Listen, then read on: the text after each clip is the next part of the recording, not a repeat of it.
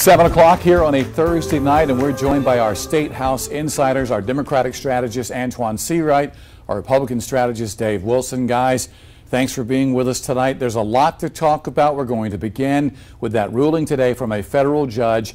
It was the state lawmakers basically and the Public Service Commission up against SCE&G. Lawmakers temporarily want to lower that rate on folks' light bills out there, that money being used to pay for that failed nuclear project.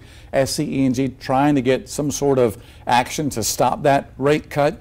And it looks like SCE&G wins round one because the federal judge says she's going to consider SCE&G's motion to do just that, to block the rate cuts. What SCE&G got today was the announcement that you're going to have your day in court.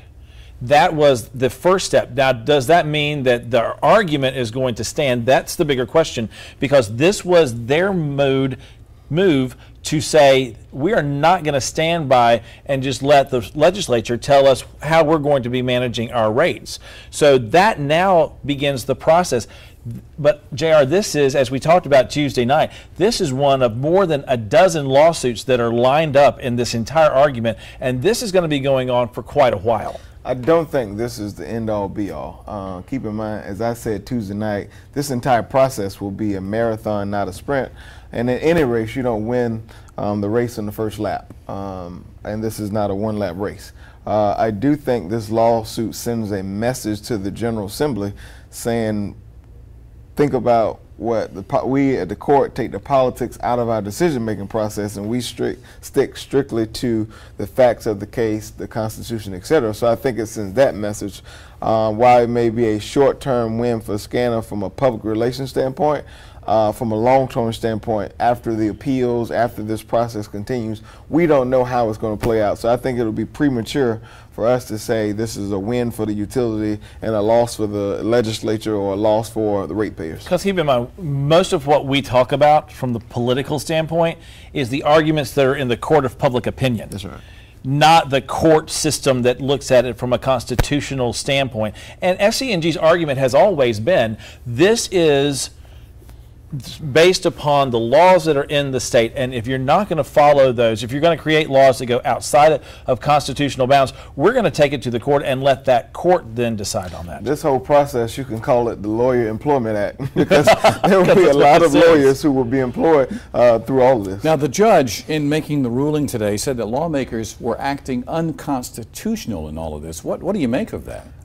Again, I think the judge is insulated from the politics of re-election, from the politics of poll numbers, from the politics of what people in Hardee's and Walmart and Lizard Thicket may say if they see them on the street, because they do not have to answer to them. They answer essentially to what's right by what's in writing by way of the Constitution, and it's a different process than the legislature process. And keep in mind, during the drafting of this process, during the legislative debate, there was always that question that lingered whether this will be constitutional or not, and we partially have an answer to that now that the judge has ruled. This is the first of many different things that are going to end up in the court. If you look at it on the other side of the coin, you've got the Santee Cooper side, where the governor has appointed former Attorney General Charlie Condon, who the legislature is now suggesting he walk back the nomination. Right, because they're not in favor of that. If Condon, who is McMaster's nominee for that chairmanship position, shows up, then the question then becomes, is the legislature then going to sue to get him out?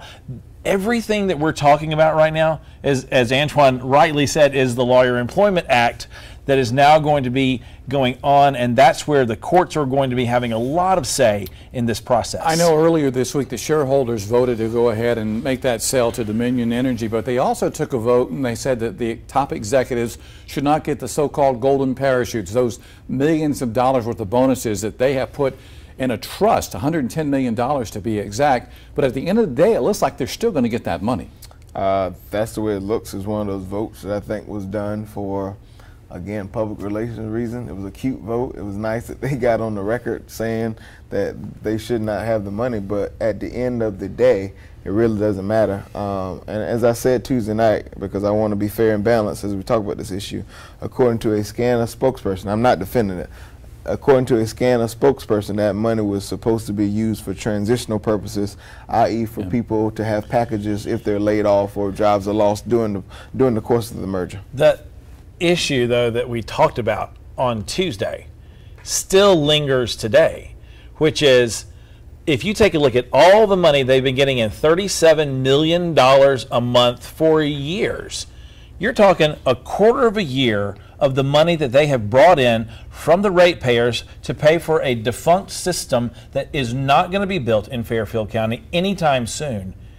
And that was to create a buffer for SENG. There's been no buffer, as Antoine would actually, aptly say, for the people in Red Bank or Lexington or Blackwood or Swanson. Right, because that buffer doesn't exist, because as it stands right now, just with what we've talked about, the courts are saying we're not going to allow that level of a rate decrease anytime soon. We're going to have to hear this whole thing out. So guess what? You're still going to be paying every single month for that money to go to SCANA to be used for paying off their bad mistakes. And the key word in all of this as it relates to the rate cut was temporary. So it wasn't permanent, it wasn't long term, it was temporary. Only through the end of the year. Right, and so while a lot of people have done toe touches and victory laps about that, at the end of the day, it was just temporary. All right, we're going to take a quick break, but when we come back, I know both of the gubernatorial candidates are kind of outraged that these execs are going to get these big-time bonuses. We're going to be talking about the midterms and the race for governor, some other races as well. That's coming up in just a couple of moments.